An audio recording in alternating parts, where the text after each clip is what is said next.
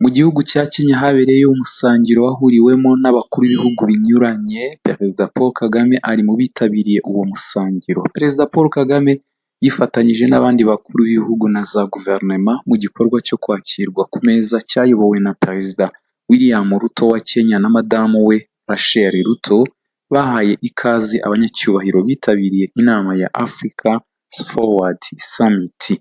Umukuru w'u Rwanda ari muri Kenya aho yitabiriye inama ya African Forward Summit yateguwe ku bufatanye bwa Kenya n'Ubufaransa, ihuza iki gihugu cyo ku mugabane w'Uburayi ndetse n'uwa Afurika, nk'uko byatangajwe n'ibiro by'umukuru w'igihugu cy'u Rwanda. Mu ijoro ryakeye kuri uyu wa mbere, Perezida Kagame yitabiriye uyu musangiro wakurikiye ibikorwa bya mbere by'iyi nama byabaye ku munsi wa mbere wayo kuri uyu munsi wo ku wa 11 Gicurasi 2026. Perezidanse ya Repubulika y'u Rwanda yatangaje ko muri uyu mugoroba mu biro by'umukuru w'igihugu i Nairobi, Perezida Paul Kagame yifatanije n'abandi bayobozi mu musangiro wayobowe na Perezida William Ruto wa Kenya na madamu Rachel Ruto mu guha icyubahiro abakuru b'ibihugu na za guverinoma bitabiriye African Forward Summit. Mu bakuru b'ibihugu bitabiriye uyu musangiro uretse Perezida Paul Kagame na William Ruto, hari na Emmanuel Macron w'Ubufaransa ndetse n'abandi bo ku mugabane wa Afurika.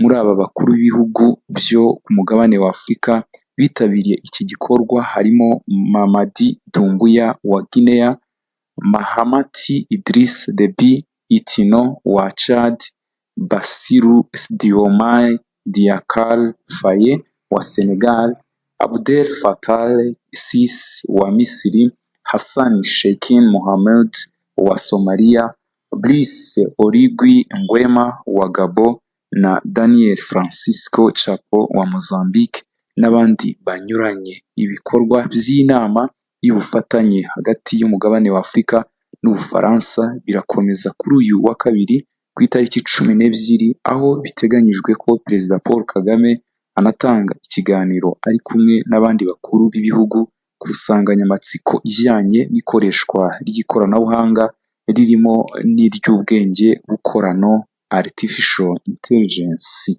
Niba utarakanda subscribe hano kuri EYODEM TV, kanda subscribe ujye uwa mbere kubana natwe. Amakuru tubafitiye nuko umugaba w'umukuru w'ingabo z'u Rwanda zirwanira ku butaka yageneye ubutumwa abasirikare bari muri Central Africa. Umugaba w'ingabo zirwanira ku butaka muri RDF Major General Vincent Nyakarundi yasuye abasirikare b'u Rwanda bari mu butumwa bw'umuryango w'abibumbye muri Repubulika ya Central Africa, abagezaho ubutumwa bagenewe n'ubuyobozi bwa RDF, anabasobanurira uko umutekano uhagaze mu Rwanda no mu karere ruherereyemo.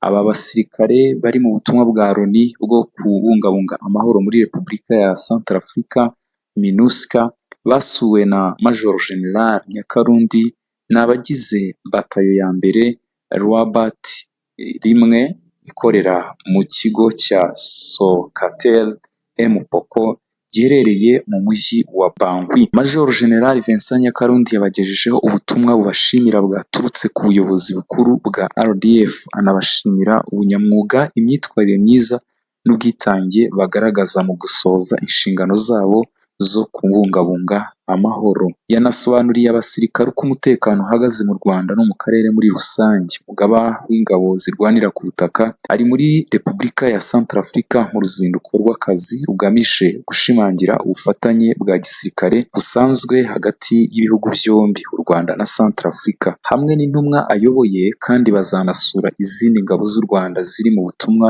bw'umuryango w'abibumbye ndetse n'aboherejweyo hashingiwe ku masezerano y'ubufatanye hagati y'ibihugu byombi.